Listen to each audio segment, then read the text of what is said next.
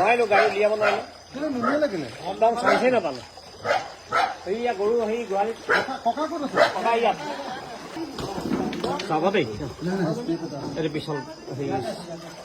ককা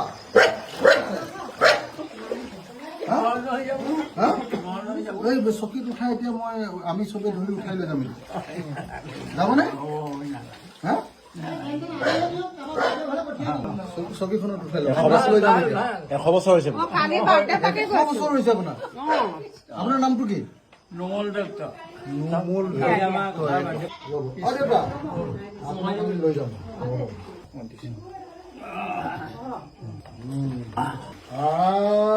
দেউতা একো টেনশ্যন নাই আপুনি ভৰিকেইটাৰ ওপৰত উঠাই দিয়ক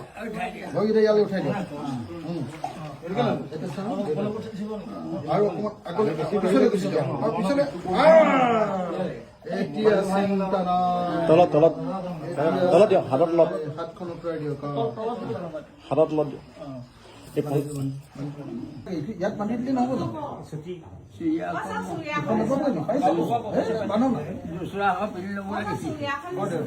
কৰিব নালাগে একদম ধুনীয়াকে আমি ধৰি লৈ যাম লাহে লাহে ছবি লৈ যাম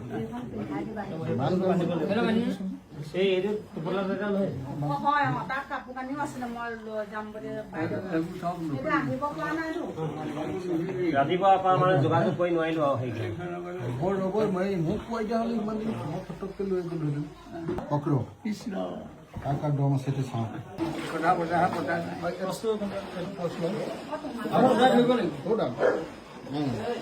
আহি যা কোন কোন শক্তিশালী ল'ৰা আছো আহি যা সেই দাদা আছে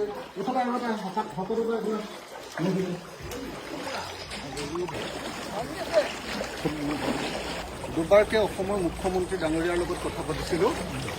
আৰু অসমৰ মুখ্যমন্ত্ৰী ডাঙৰীয়াক কৈছিলোঁ আজি কালি যোৱাৰ পাছত কালিয়ে বানপানী আহিলে তাৰপিছত তেখেতক তেনেকৈ ভিতৰতে ৰৈ গৈছিলে আজি আমি আটায়ে ধৰি দেউতাক এতিয়া বাহিৰলৈ উলিয়াই আনিছোঁ প্ৰায় 300-400 মিটাৰ আমি এনেকৈ বহুত প্ৰচণ্ড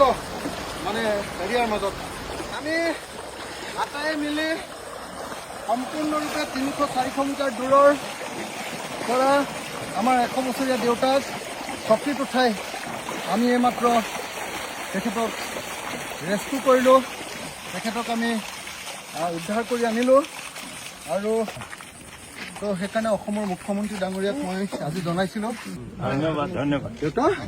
ঠিক আছে এতিয়া আপুনি ধুনীয়াকৈ আপোনাক যোৰহাটলৈ লৈ যাব বুলি কৈছে যাবগৈ দেই হ'ব হৈ যাব গাড়ী আনিবলৈ তেতিয়া